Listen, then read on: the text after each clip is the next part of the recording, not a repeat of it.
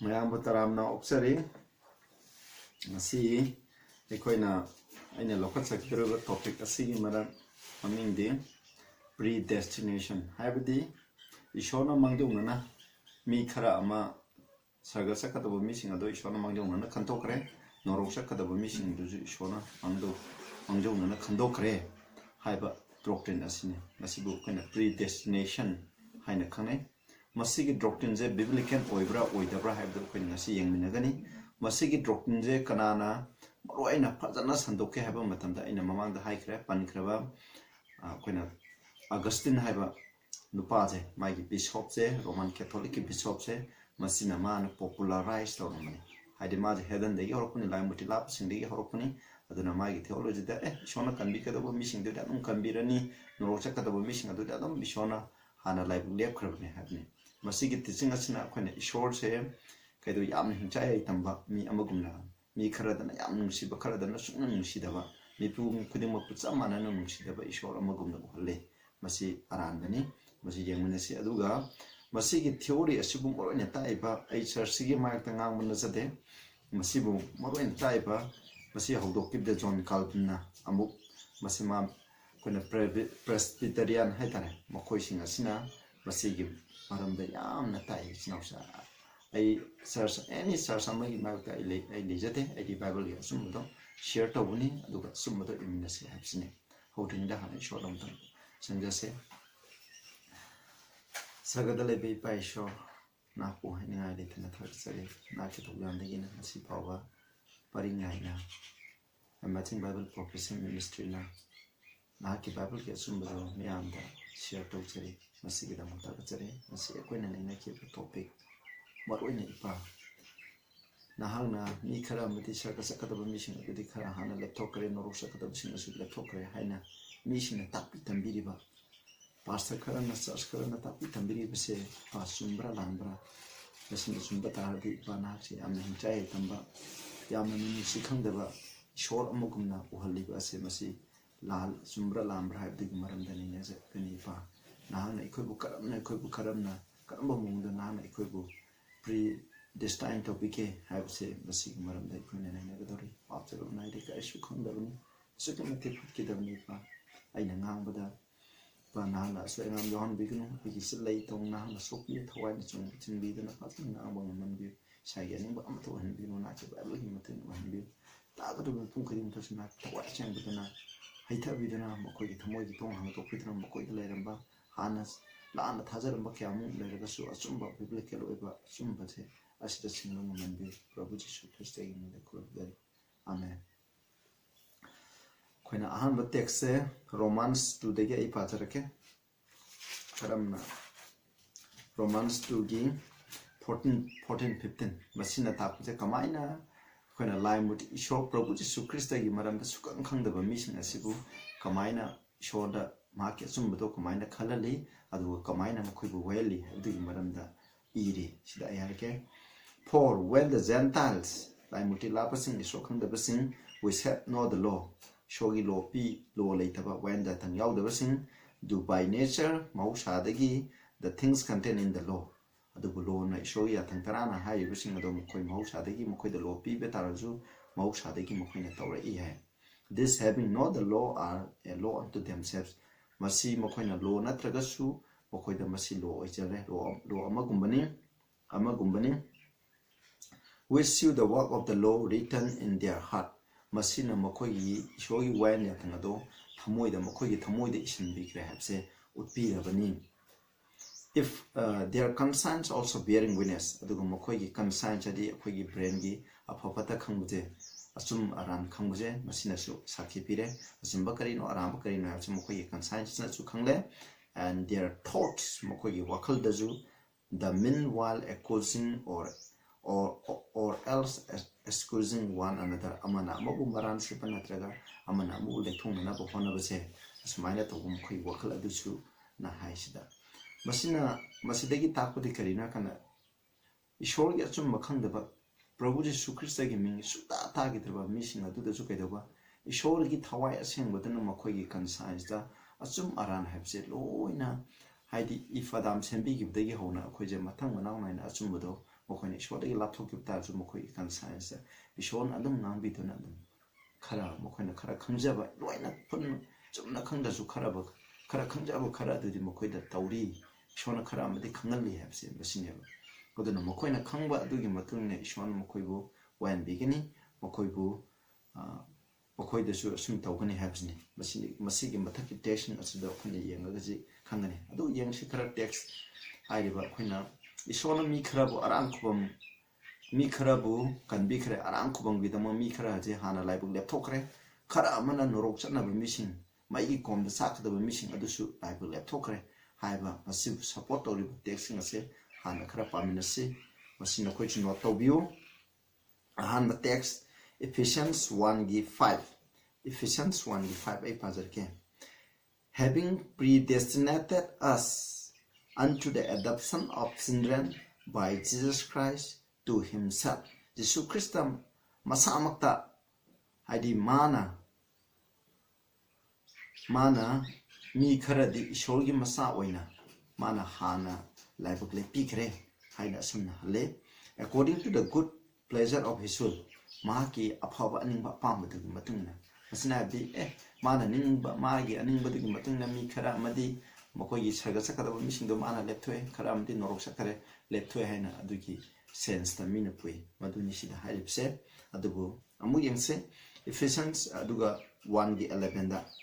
in whom also we have obtained an inheritance adu mangonda haidi prabhu ngonda ikoina koigi sakthung ama phangkre inheritance de kon arang ko mahse koigi sakthung ama phangkre being predestinated according to the purpose of him ko aduma adi predestinated according to the purpose of him mahaki anengba adugi matungna khara amadi laibuk lekre mahak ase kanano have the yingche ina him who work all things after the counsel of his own masai anengba apamadu di matungna thabak suriba magi matungina ekhoi su kaidoba kanam kharadi arang khum phangngai gi tamang lep khare haina sumaina adugi sense ta mina longnai adugi sense ta bible sina iri amu yengse Romans 11 gi 7 da what then ekoina kari wagini Israel had not obtained that which he seek for hadi Israel sina jirudi sina makoina thibado makoi phangidre hadi makoina thibeje kaino arang khubamni maromda haiba matamda shona makoi khandokpuje arang khubam bidam khandokni adu makoina phangkidre but the election had obtained it adubu shona khandokrabasing aduna shona elect to be krabasing aduna phangne herne and the rest were blinded aduga phangdabasing aduna mamitanganle haina sumaina hai masi ki text kara je mokoina misunderstand tabag kharamati arang ko phangadu shona ana laptop kare kharamati mamitangal le haramina mokoidi no sakadamna haina tumaina lawi amu yengse Mark 13:20 da except the Lord had shortened those days adugumba awabigi pungpham ado shona thenjam bidrag de have the professional pithibi da rule tawbagi matam 530 and 798 automatic changra ba sai lising masani hum phuje mokoina Christian organization am the Christian sing hatpagi thabok tawkibado adugi awabigi akibigi masa phanglabado tension bidrabadi no flesh should be said ishori thawai amta kan biba ngamaroi ni amta kan biba ngamaroi for the elect sake ishona khandokraba mission adugi dama ngo haibnis da whom he had chosen mana khandokre he had shortened this day adubun amito shona khandokiba mission adugi dama tension bibani habi do haidba text asina asi paraga mission habse keno ekoi saka da mission adu ishona hana laptop kare no rok saka da mission adu ishona laptop kare ekoi muebiki free choice ekoi da ishona pibi freedom of choice later aduna ishore yamna sathiba amagum ukhalle masi sumbra haidba text kharajina ekoina masi yenglake takpi tambirije aduna masi gi theory sigi yamna lanba amadi kainoida once God saved once Jesus saved us Prabhu Jesus Christ na ekoi je ishona ekoi amtang kanbi grabdi we are always saved ekoi matang khuding maki oina kanbi gresini ekoi pam taro ju mi hala ju adum kanbi ni shona kanbi ki ba mi sing aduna phatta ba dam tor su yare mokoi de shona dam kanbi ni haibi ki wakhalo lam le masi yam phatta bane masi gi teaching asina mi sing ara balambi de sai aduga ikoi choice yaw bugum toy aduna Joel Calvin masang su masi gi theory je tapi baduna maram modan ta maram dana mi khara di ikoi church sabbe ki darkar leitre aduna shoyo pop sando pe ki darkar leitre church lingba ki darkar leitre Prabhu Jisu Christ ki apho ko Matthew 24:14 da beti mapong kuding da sando ha bje masi darkar leitre haina dai maram di kanbi ga da mi sing adu di kanbi kharani mokoi shoyo pop ta gi da taro da kanbi kharani kaloi da ba mi sing adu di phana apha ba ta gi da taro mokoi di no alam chalani haiba sida pure ba madu aram bani yemina se hai ba khoi na pi khara ba text mathaki text kara se kari na shona kamaina mokoi gi laibu lep khare hai se kari da jum phom oi ga lepno hai se khoi na mu yemina se adu shona kamaina susan hai se susan election predestination hai ba wai sing se kamaina masi karamba context sa shona shina bno hai se pol na karamba context ta ibno hai se khoi na mu yeng se masi yeng ngai ki damo khoi na amuk pam se Isaiah paragraph 66 ki 3 ga 4 asta mu yeng si ko masi Bible na ka Bible de Bible na explain to gna text amani khatan para ga khoi na he madu ki conclusion ta be ade whole Bible we have to see khoi na Genesis and Revelation da masi gi maram da shona kari hai abje sa khang de Revelation khoi na Old Testament matam da shona pang ki ba shogi aning da Old Testament matam shogi aning ba sense to de shogi apam ba sense to de the God we serve is the same God yesterday today and forever have say homana da shona have say khoi na matam khuding da khoi na kaw kum se ai pazar ke Isaiah 66 ki 3 ga 4 he that killed an ox is as if he slew a man haidi sallaba haliba maha aduna mi ama hatpagum khali hai amagumna hali he that sacrifice a lamb as if he cut off a dog's neck aduga lai mutri da yaw khaliba maha aduna hui gi manga kakpagumbani kakpagamane hani he that often offer an oblation show the dup thamai oblation ko irapot kaliba maha do as if he offers swine's blood i katpagumani hingo lai muti da i katpagumani he that burn incense dup thari ba madu as if he blessed an idol mana lai muti kurumbagumani yeah the sembomani they have chosen their own ways sida hai go they have chosen their own way makoi masana makoi gi apamba lambi ado makoi na khanjai sachai han their soul delighted in their abomination makoi gi thamoina tukutsa ba thabak sing atu da makoi na pamjai hai masai hai okoi mathak pan gi basing do maduni I also will choose their delusion aduna makoi na khan ki bagi matung na makoi gi namtha ga do aina yare aina khalle and will bring their fears upon them aduna makoi da akiba do makoi gi akiba do makoi da aina purakani because maramdi when I call aina makoi bu kauba matamda none did answer kanam tana pakum bibidre and when I spake aina ngang bu matamda they did not hear aina ngang bu tabide but they did evil before my eyes makoi na aiki imang da pataba tawre and choose that in which I delighted not aina pam da badu makoi na khanjare very clear the Bible is very clear masina habje kaino ishona karigidamo sida haibse makoi mi dana makoi na pamjaba phattaba tawkiba ishogi markta ishona pambadi ishona kawba matana afaba tawshena kawba adubu makoi na nengba pamba tawbudo adugi matungina ishona makoibu laibak lepi hamne delusion makoi da pupiri makoi da namtha do pupiri hamne aina pamdabdo makoi na tawjere adugi matungina aina su makoi bu yabire makoi laiba adu lepire hamne basida habse amog yengsi yam phajabam lai proverb ki 1 gi aisida parake 20 degi parake 23 sorry 1 gi 23 am phajabni message turn you at my reproof aina what them ba aina chaiba matam da khoi namai leira u Behold, I will pour out my spirit upon you. Aina nakoida igi thawai haida bigini habini. I will make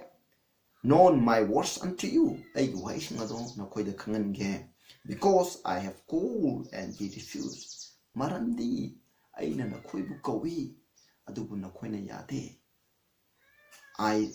have stretched out my hand. Igi kutto lao na ting today. No man regarded. Adubu kanana su loksan bide. Aina nakoibu mateng pangye na kuting thorpani adubu nakoy amatana tabide having shona have this that. But ye have said at not all my culture. Aina piriba pokta makhito nakoy na karishu la hendere karishu thosabidere. Would none of my reproof. Aina whatemba ina sabibudo nakoy karishu lobidere. Verse 26 sida have se ko masi 26 maroi shona have se ikoi kuding mukse shona what them ngai ge chom lambi da san ngai khu kam bi ngai ge khuting thopa du bai khoina pam da khoina inda ba adu ni sida adu da ishona inda bu tun marom medun ishona haib du khoina ngang bu tabi da bu tun marom medun ishona verse 26 I also will laugh at your calamity na khoi awa nang du da ishu nokani hamni sin na khoina phatta ba toroga si na bu da idi buji aina haib da tabi drum na I no ani I will mock when your fears come. The koi da kibala pumbatan aina na koi bukarem kathai na birani have nisda. When your fear come as desolation, na koi bu mang tahaningai gidama akibudo na koi da lakpam batamda your destruction come as a whirlwind. Akan banulay nusikum na koi gi mang takpado lakpada. When distress and anguish come upon you, na koi da puning waba thamoy waba lakpam batamda sidan ko. Then shall they call upon me. Adugumba wala tarama matamda makoina ibu kogni. I will not answer aina pa compete roy. They shall seek me early ibu ngana tini, but they shall not find me. Madam di makoina iti da ju pangaroy. Aina kodi matanda makoita bidre aduna makoina mu ibu tira pamatanda di pangaroy. Too late, it's too late. Yam thengman kre. Verse 20 ga sida ko 9 da hai. For that they had knowledge. Makoina aina aigi galo sing aina pibi balo sing do makoina tukutsabagi and did not choose the fear of the Lord. Ishona haibudo in the bagi, Shona haibudo ki the bagi, Ishobu ki budo late the bagi. Makoida lakani havni. Snowside, Masigi, take Sule as in Amazulele. I depart the Pazaro again. Take some of the second Thessalonian gi, Second Thessalonian gi, I know that Second Thessalonian 2 gi 10, 11, 12. Masida akoina paba matam jo akoina khangan masida jo parsim masida sinose yam make sing ngai gi dama parse 2 gi 10, 11,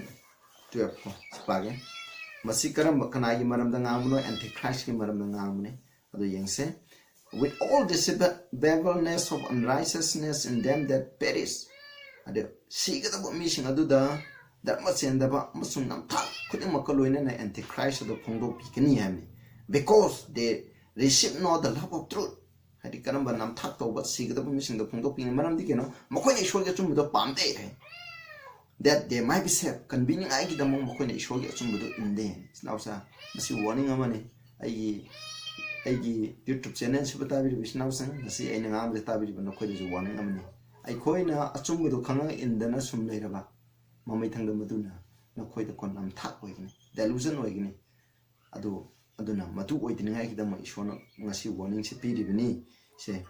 for this cause maram asigi dam God shall them a strong delusion makhoi da amna tamthiba nam thak ama oi thagani that they should believe a lie makoi oidaba thasan ngai gi dama that they all might be them who believe not the truth asum thaja daba makoi bu koina damnation kon maran sibako adu phang ngai gi dama but had pleasure in unrighteousness dharma sendaba da harau go missing adu gi dama aduna this data Bible is not so clear Bible nai khoi da habi revelation of sa karinu haiba matamda ishona khoi je kamaina laibak lepi habje ishona mi khara sarga sakare khara mana no sakane habje kan ishona khoi khudimuk se kauba matamda kai do haiba matamda ꯑꯩꯈꯣꯏꯅ ꯈꯟꯖꯕ ꯑꯩꯈꯣꯏꯒꯤ ꯆꯨꯁ ꯑꯩꯈꯣꯏꯒꯤ ꯂꯥꯏꯕꯛ ꯑꯩꯈꯣꯏꯒꯤ ꯆꯣꯏꯁꯇꯣ ꯑꯗꯨꯒꯤ ꯃꯇꯨꯡ ꯏꯟꯅ ꯏꯁꯣꯔꯅ ꯍꯟꯖꯟ ꯍꯟꯖꯟꯅ ꯇꯥꯔꯛꯇꯕ ꯃꯇꯝꯗ ꯑꯩꯈꯣꯏꯅ ꯑꯔꯥꯟꯕ ꯂꯝꯕꯤꯗꯣ ꯆꯠꯄ ꯃꯇꯝ ꯑꯗꯨꯗ ꯑꯔꯥꯟꯕꯗꯨꯅ ꯑꯆꯨꯝꯕꯒꯨꯝ ꯊꯥꯖꯗꯨꯅ ꯑꯩꯈꯣꯏꯁꯦ ꯅꯣꯔꯛꯇ ꯆꯠꯄꯅꯦ ꯏꯁꯥ ꯏꯁꯥꯒꯤ ꯑꯅꯤꯡꯕ ꯑꯄꯥꯝꯕꯗꯨꯒꯤ ꯃꯇꯨꯡ ꯏꯟꯅ ꯆꯠꯄꯅꯦꯕ ꯃꯁꯤ ꯑꯩ ꯑꯐꯕ ꯃꯤꯁꯤꯡ ꯑꯗꯨꯅ ꯐꯔꯁꯅꯨ ꯐꯠꯇꯕ ꯃꯤꯁꯤꯡ ꯑꯗꯨꯅ ꯐꯠꯇ꯭ꯔꯁꯅꯨꯅ ꯍꯥꯏꯕ ꯏꯁꯣꯔꯒꯤ ꯑꯥꯏꯗꯤꯌꯥꯗꯣ ꯑꯃꯠꯇ ꯂꯩꯇꯦ ꯍꯥꯏꯔꯤꯕ ꯇꯦꯛꯁꯁꯤꯡ ꯑꯁꯤꯅ ꯑꯩꯈꯣꯏꯅ ꯃꯃꯥꯡꯗ ꯄꯥꯈꯤꯕ ꯇꯦꯛꯁꯁꯤꯡ ꯑꯗꯣ ꯑꯗꯨꯒꯤ ꯂꯥꯏꯠꯇ ꯑꯩꯈꯣꯏꯅ ꯃꯁꯤ ꯍꯟꯒꯗꯕꯅꯦꯕ ꯑꯩ ꯍꯣꯔꯦꯟ ꯑꯃꯨꯛ ꯍꯟꯖꯔꯛꯀꯦ ꯑꯃꯨꯛ ꯌꯦꯡꯁꯦ ꯑꯗꯨꯒ ꯃꯦꯊ꯭ꯌꯨ 20:16ꯗ ꯑꯗꯨꯃꯥꯏꯅ ꯇꯧꯕ ꯇꯥꯔꯒꯗꯤ ꯁꯤꯗꯀꯣ for the last shall be first the first last for many called but few chosen hay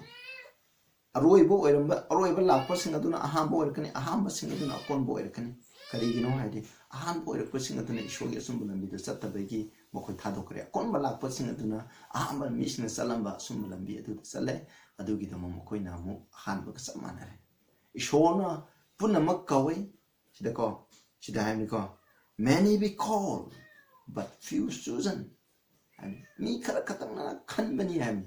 ꯃꯁꯤ ꯑꯩꯈꯣꯏꯅ ꯂꯥꯏꯕ ꯏꯁꯣꯔꯅ ꯃꯤꯄꯨꯝ ꯈꯨꯗꯤꯡꯃꯛꯄꯨ ꯀꯧꯏ ꯑꯗꯨꯕꯨ ꯀꯧꯔꯤꯕ ꯑꯁꯤꯗ ꯏꯁꯣꯔꯅ ꯃꯤꯄꯨꯝ ꯈꯨꯗꯤꯡꯃꯛꯄꯨ ꯑꯔꯥꯟ ꯈꯨꯕꯝ ꯐꯪꯅꯤꯡꯉꯥꯏꯒꯤꯗꯃꯛ ꯃꯥꯒꯤ ꯈꯟꯗꯣꯛꯄ ꯃꯤ ꯑꯣꯏꯅ ꯀꯧꯏ ꯑꯗꯨꯕꯨ ꯌꯥꯔꯤꯕ ꯃꯤ ꯈꯔ ꯈꯛꯇꯪꯗꯨꯅꯦꯕ ꯆꯨꯖꯟ ꯇꯧꯕꯁꯦ ꯏꯁꯣꯔꯅ ꯌꯥꯔꯤꯕ ꯃꯤ ꯈꯔ ꯈꯛꯇꯪꯗꯨꯅꯦꯕ ꯑꯗꯨꯒꯤ ꯃꯇꯨꯡ ꯏꯜꯂꯤꯕ ꯃꯤꯗꯨꯅꯦꯕ ꯏꯁꯣꯔꯅ ꯀꯟꯕꯤꯔꯤꯕꯁꯦ ꯌꯥꯗꯕ ꯃꯤꯁꯤꯡꯗꯨ ꯀꯃꯥꯏꯅ ꯈꯟꯒꯅꯤ ꯏꯁꯣꯔꯅ ꯍꯨꯔꯥꯟꯕ ꯃꯤꯗꯨꯕꯨ ꯀꯃꯥꯏꯅ ꯏꯁꯣꯔꯅ ꯈꯟꯒꯅꯤ ꯑꯗꯨꯅꯤ ꯏꯁꯤꯅꯥꯎꯁꯦ ꯁꯤꯗ ꯍꯥꯏꯕꯁꯦꯁꯤꯗ Matthew 22:14 for many are called but few are chosen 하이브시 마시네베 시나프사 아두 ꯑꯩꯈꯣꯏꯅ ꯑꯃꯨꯛ ꯌꯦꯡꯁꯤ biblical concept ꯁꯦ ꯀꯣ ꯑꯩꯈꯣꯏꯅ ꯀꯃꯥꯏꯅ 바이블ꯒꯤ ꯃꯇꯨꯡꯗ ꯏꯁꯣꯔꯅ ꯃꯤ ꯑꯃꯁꯦ ꯈꯟꯗꯣꯛꯄ election ꯑꯗꯨꯒ predestination ꯍꯥꯏꯕꯁꯦ ꯀꯔꯤꯅꯣ ꯍꯥꯏꯕꯁꯦ ꯑꯩꯈꯣꯏꯅ ꯌꯦꯡꯁꯤ ꯑꯩꯈꯣꯏꯒꯤ ꯂꯥꯏꯕꯛꯇꯤ ꯑꯩꯈꯣꯏ ꯏꯁꯥꯅ ꯂꯦꯞꯀꯗꯕꯅꯤ ꯃꯤ ꯑꯃꯒꯤ ꯂꯥꯏꯕꯛ ꯄꯥꯄꯤ ꯑꯃꯒꯤ ꯂꯥꯏꯕꯛꯁꯦ ꯏꯁꯣꯔꯅ ꯀꯩꯗꯧꯅꯨꯡꯗ ꯂꯦꯞꯇꯦ ꯏꯁꯤꯅꯥꯎꯁꯦ ꯍꯣꯏ ꯀꯟꯗꯤꯁꯟꯗꯤ ꯂꯩ ꯑꯗꯨꯕꯨ ꯑꯩꯈꯣꯏ ꯏꯁꯥꯒꯤ ꯄꯥꯡꯒꯜꯅꯗꯤ ꯑꯩꯈꯣꯏꯅ ꯑꯔꯥꯟ ꯈꯨꯕꯝꯗꯤ ꯑꯝꯇ ꯈꯜꯂꯣꯏ ꯐꯪꯕ ꯉꯝꯕꯒꯤ ꯁꯛꯇꯤ ꯂꯩꯇꯦ ꯏꯁꯣꯔꯅ ꯑꯩꯈꯣꯏꯗ ꯄ꯭ꯔꯚꯨ ꯖꯤꯁꯨ ꯈ꯭ꯔꯤꯁꯇꯅ ꯁꯤꯕꯤꯕ ꯃꯄꯥꯟꯅ ꯑꯩꯈꯣꯏ ꯈꯨꯗꯤꯡꯃꯛ ꯑꯔꯥꯟ ꯈꯨꯕꯝ ꯐꯪꯕꯅꯤ ꯑꯩꯈꯣꯏꯅ ꯂꯣ ꯉꯥꯛꯄꯒꯤ ꯑꯔꯥꯟ ꯈꯨꯕꯝ ꯐꯪꯕ ꯅꯠꯇꯦ ꯄ꯭ꯔꯚꯨ ꯖꯤꯁꯨ ꯈ꯭ꯔꯤꯁꯇꯅ ꯁꯤꯕꯤꯔꯝꯗ꯭ꯔꯒꯗꯤ ꯑꯩꯈꯣꯏꯗꯀꯣ ꯑꯔꯥꯟ ꯈꯨꯕꯝ ꯍꯥꯏꯕꯁꯦ ꯀꯩꯗꯧꯅꯨꯡꯗ ꯂꯩꯔꯝꯃꯣꯏꯕ ꯏꯆꯤꯟꯅꯥꯎꯁꯥ ꯑꯗꯨꯕꯨ ꯏꯁꯣꯔꯅ ꯑꯩꯈꯣꯏꯗ ꯐ꯭ꯔꯤꯗ ꯐꯪꯕ ꯈꯨꯗꯣꯜ ꯑꯩꯈꯣꯏꯗ ꯄꯤꯕꯤꯕꯗꯣ ꯑꯩꯈꯣꯏꯅ ꯂꯧꯗ꯭ꯔꯒꯗꯤ ꯃꯗꯨ ꯐꯪꯉꯣꯏꯕ ꯂꯧꯕ ꯍꯥꯏꯕꯁꯦ ꯑꯩꯈꯣꯏꯒꯤ ꯏꯊꯧꯅꯦꯕ ꯃꯁꯤ ꯑꯩꯈꯣꯏꯒꯤ ꯗꯤꯁꯤꯖꯟꯅꯦꯕ ꯑꯩꯈꯣꯏꯒꯤ ꯆꯣꯏꯁꯅꯦꯕ ꯃꯁꯤ ꯅꯠꯇ꯭ꯔꯒꯗꯤ ꯑꯩꯈꯣꯏꯅ ꯐꯪꯕ ꯉꯝꯃꯣꯏ ꯍꯥꯏꯕꯁꯤꯅꯤ ꯑꯃꯨꯛ ꯑꯩꯈꯣꯏꯅ ꯌꯦꯡꯃꯤꯟꯅꯁꯦ ꯑꯗꯨꯗꯤ ꯑꯩꯈꯣꯏꯅ Isaiah 56ꯒꯤ 4:5 Isaiah 56ꯒꯤ 4:5 ꯑꯃꯨꯛ ꯌꯦꯡꯃꯤꯟꯅꯁꯦ Isaiah 56ꯒꯤ 4:5 ꯌꯦꯡꯁꯦ For thus said the Lord unto the Enoch that keep my Sabbath ꯑꯩꯒꯤ ꯄꯣꯊꯥꯕ ꯅꯨꯃꯤꯠꯄꯨ ꯁꯦꯡꯅ ꯉꯥꯛꯂꯤꯕ ꯐꯝꯅꯥꯏꯕꯁꯤꯡ ꯏꯅꯛ ꯍꯥꯏꯕꯗꯤ ꯑꯩꯈꯣꯏꯅ ꯔꯣꯃꯥꯟꯁꯤꯡꯒꯤ ꯊꯕꯛ ꯊꯧꯔꯝ ꯃꯈꯣꯏꯒꯤ ꯊꯕꯛ ꯊꯧꯔꯝꯗꯣ ꯑꯩ ꯏꯅꯛꯁꯦ ꯑꯩꯅ ꯅꯣꯏꯅ ꯍꯟꯅꯤꯡꯕ ꯑꯃ ꯍꯜꯂꯣ ꯑꯩꯗꯤ ꯐꯝꯅꯥꯏꯕ ꯑꯣꯏꯅ ꯁꯨꯝ ꯍꯜꯂꯒꯦ ꯑꯗꯨꯒꯨꯝꯕ ꯃꯤꯁꯤꯡ ꯑꯗꯨꯅ and choose the thing that please me ꯑꯩꯕꯨ ꯄꯦꯜꯍꯟꯒꯗꯕ ꯊꯕꯛꯁꯤꯡ ꯑꯗꯨ ꯃꯈꯣꯏꯅ ꯈꯟꯖꯩꯀꯣ take hold of my covenant ꯑꯩꯒꯤ ꯋꯥꯔꯦꯞꯅꯕꯗꯨ ꯃꯈꯣꯏꯅ ꯂꯧꯔꯦ ꯍꯥꯏꯕꯅꯤ ꯁꯤꯗ ꯌꯦꯡꯁꯤꯀꯣ ꯑꯗꯨꯒꯨꯝꯕ ꯃꯤꯁꯤꯡ ꯑꯗꯨꯗ ꯏꯁꯣꯔꯒꯤ ꯁꯕꯥꯟ ꯉꯥꯛꯏꯕ ꯏꯁꯣꯔꯕꯨ ꯄꯦꯟꯅꯕ ꯇꯧꯔꯤꯕ ꯏꯁꯣꯔꯒꯤ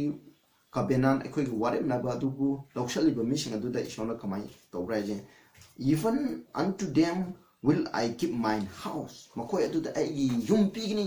ꯏꯁꯣꯔꯒꯤ ꯅꯤꯡꯊꯧ ꯂꯩꯕꯥꯛꯇꯣ ꯄꯤꯕꯤꯒꯅꯤ ꯍꯥꯏꯕꯅꯤ within my walls a place and name better than of sons and of daughters ꯃꯆꯥꯅꯨꯄꯤ ꯑꯣꯏꯕ ꯇꯥꯏꯪꯄꯥꯟꯗꯀꯣ ꯅꯨꯡꯉꯥꯏꯕ ꯑꯗꯨꯒꯨꯝꯕꯗꯨꯗꯒꯤ ꯍꯦꯟꯅ ꯐꯕ ꯃꯆꯥꯅꯨꯄꯤ ꯑꯣꯏꯕ ꯑꯗꯨꯗꯒꯤ ꯍꯦꯟꯅ ꯐꯕ ꯃꯤꯡ ꯑꯃ ꯃꯈꯣꯏꯒꯤ ꯐꯛꯂꯥꯡ ꯑꯗꯨꯗꯀꯣ ꯑꯗꯨ ꯑꯩꯒꯤ ꯐꯛꯂꯥꯡꯗꯨꯗ ꯖꯒꯥ ꯐꯪꯍꯟꯒꯅꯤ ꯍꯥꯏꯕꯅꯤ ꯁꯔꯒꯗ ꯃꯆꯥꯅꯨꯄꯤ ꯑꯣꯏꯕꯗꯨꯗꯒꯤ ꯍꯦꯟꯅ ꯑꯐꯕ ꯃꯤꯡ ꯑꯃ ꯑꯩꯅ ꯄꯤꯕꯤꯒꯅꯤ ꯀꯔꯝꯕ ꯃꯤꯗ ꯏꯁꯣꯔꯒꯤ ꯁꯕꯥꯟ ꯉꯥꯛꯏꯕ ꯏꯁꯣꯔꯒꯤ ꯑꯄꯥꯝꯕ ꯇꯧꯔꯤꯕ ꯏꯁꯣꯔꯒꯤ ꯋꯥꯁꯛ ꯂꯧꯔꯤꯕ ꯃꯤꯁꯤꯡ ꯑꯗꯨ ꯍꯥꯏꯕꯅꯤ ꯁꯤꯗ ꯍꯥꯏꯕꯁꯦ ꯁꯤꯗ I will give them an everlasting name ꯂꯣꯡꯕ ꯅꯥꯏꯗꯕ ꯃꯤꯡ ꯑꯃ ꯄꯤꯕꯤꯒꯅꯤ that shall not be cut off ꯑꯗꯨꯅ ꯍꯥꯏꯔꯤꯕꯗꯣ ꯃꯈꯣꯏꯒꯤ that shall not be ꯍꯥꯏꯔꯤꯕ ꯃꯤꯡ ꯑꯗꯣ ꯀꯩꯗꯧꯅꯨꯡꯗ ꯃꯨꯊꯠꯄꯤꯔꯣꯏ ꯍꯥꯏꯕꯅꯤ ꯁꯤꯗ ꯍꯥꯏꯕꯁꯦ ꯑꯗꯨꯅ ꯁꯤꯗ ꯍꯥꯏꯕꯁꯤ ꯀꯟꯗꯤꯁꯟꯗꯤ ꯀꯔꯝꯕꯅꯣ ꯏꯁꯣꯔꯅ ꯑꯩꯈꯣꯏꯕꯨ ꯈꯟꯗꯣꯛꯄꯒꯤ ꯀꯟꯗꯤꯁꯟ ꯑꯔꯥꯟ ꯈꯨꯕꯝ ꯄꯤꯕꯤꯕꯒꯤ ꯀꯟꯗꯤꯁꯟꯗꯤ ꯁꯤꯒꯤ ꯃꯇꯨꯡ ꯏꯟꯅꯗꯤ ꯀꯟꯗꯤꯁꯟ ꯑꯃ ꯂꯩ ꯃꯗꯨꯗꯤ ꯏꯁꯣꯔꯒꯤ ꯑꯅꯤꯡꯕ ꯇꯧꯖꯕ ꯏꯁꯣꯔꯒꯤ ꯑꯄꯥꯝꯕ ꯃꯇꯨꯡ ꯏꯟꯅ ꯆꯠꯆꯔꯤꯕ ꯑꯗꯨꯒꯨꯝꯕ ꯃꯤ ꯑꯗꯨꯅꯤ ꯍꯥꯏꯕꯅꯤ ꯑꯃꯨꯛ ꯌꯦꯡꯁꯤ Romans 8:27-28 27 28 ngasi disi parage sida loisenge maramdi aina thaga kadobu video je chinawsan mai akoina jibiju yam wangna thaga pa yadaba aduna maram modena ne waktu yamna ngai tabna maram modena aina video je aina short tawbani no khoni yang da sukran ngai ne ai tama masi pajege Romans 8 ki 27 to 30 masi pamina ji ko aina pariba text khudima aigi samonda yawa text khudima King James version de gini habse na khoni kaubignu King James version de gi pajar pane masida hai and he that searches the heart knoweth what is the mind of the spirit aikoi thamoi bu thiriba mahak atuna aikoi gi thawai what is the mind of the spirit aikoi gi thawai assembly gi pungning adu kari no habse khoi khangi because maramdi he maketh intercession for the saints according to the will of God thawai assembly ishogi aning apam gi matungina aikoi gi damak prathana tabi aikoi gi damak haijabi habsine aduna thawai assembly da kari lei mai pungning da kari lei habse ishona khangi habni verse 28 very important and we know that according to khange all things work together for good to them that love God ishobun shiba mission adudadi pot khudimak che hiram khudimana makhoi phanangai gi damak tawi hamne to them also to them who are called according to his purpose mahaki aningba apambadagi matungna kau khraba makhoi sing adoda Ishogi aningba Ishogi thaba khuding mo se makhogi phaningai gi damak tawani sidai ishona kawi se condition 28 ta yawri kani karino ishobu nungsiba haibini ishobu nungsiba mising ado kedoba maki aningba apam gi matina kandi habi if we don't love God if I don't love God God will not call us according to his purpose according to his will maki aningba matina ko kobiro habse sida make sange verse 29 for whom he did foreknow mako edo ishona hana khambi hame he also did predestinate to be conformed to the image of his son ado ishona hana khangba mako edo maki masanu pagi lamsa image saktam do mananingai gidamo mako bu laibak lepi hame laibak to lep khre hame dugu manana laibak to lep khre that kaigidamaktono he might be the first one among many brethren it's now my amtugi marakta aikhoje hanba oiningai gidamak mana laibak lepikre karamba missing shobung siba missing do ishona khandokpi missing do mana hana khangbugi matuina kaidoba makoigi laibak to adumaina lepire habni sinau singi marta hanba oiningai da moreover whom he did predestinate adugo mahana laibak lekhiba makoi sing ado them he also called makoi do ishona kobi heaven whom he called mana kaukiba sing ado them he also justified makoi bu pa kopi makoi arang ko bibi heaven and whom he justified them he also glorified ishona kopi kiba makoi na justify to pa kopi kiba arang ko mission ado makoi gi glorified ati makoi gi hakchang sibanai ba hakchang Sibanai the Bakshang on top of Provisu Krishna Lapudo on top of the E blood on top of Madubu glorification coe at minor to be happy. Masida Equina can be as done Sai, see detection of Mamma detection to explain to Vijay. Garamba meter is shown like a lepi, Hyper Matanda, Shobun Shiba missing a dunya. Shobun Shiba missing a dog Keduba. Masida have sicker in order, Ishona Loina can't have in it. Ishona Kang the Bakta Ishulate, Ishona Kang Hibernisida. Mana coming in the Taubinate, Adu Mana has it, Shobun Shibinishing do Ishona Mokogi Libocto, must now sing Marto when I get them like Lepi Hamne. Aduka Sideda Muhaiko, Ishona Shidazoquene, Yaris Morobum, he predestinate, Mana Libel Equiba mission ado, Mahamas Kobi Hamne. Gobide Hamne. Masida Habsacano, Shona Shibudigi Mokogi Level Lepene. Mokoina Libel Lepugi Matuina Kado, Ishona Mokobukan Kobire, Shona Kobi Budugi Matuina Mokobuka, justify to be have never. Aduna justify to be to qualify to a masi condition. Aduna Shobun Shibabs and masi condition is now, sir, when Makata Namu, Masigi Maramda, Pazana Batan, Quena Matangi, Mimitamucha Tarze, Sigis that Oshalaze, a Quenaka, any sing never come the labor Daragadi, i.e. phone number ko 8797640838 adum na khoina any question hangba yai aina na khoida ko bible ki matui na aina khangjabdo share tawjage asigi tabri bo mayam de shono boti boshno mashallah se pray kosin sagada lebe pai sho yam thagasare nasi na ka thogam de khone predestination habidi papi ekhoi gi lai chena hana lepi bra lepi dara haiba sing maram de khoi na bible de khara ne sakre khoi ne ne sakra ba ta khra ba sing se pa na kaw ni bi gnu achom ba se khoi na patana khangla ba matunga pana ke achom ba jigi matunga khoi induna satsa ko number ni pana pi ha ke hendu makata ko ko ga su ne ne biu Prabhu Yeshu Christ के नाम में खुलम जरी आमेन।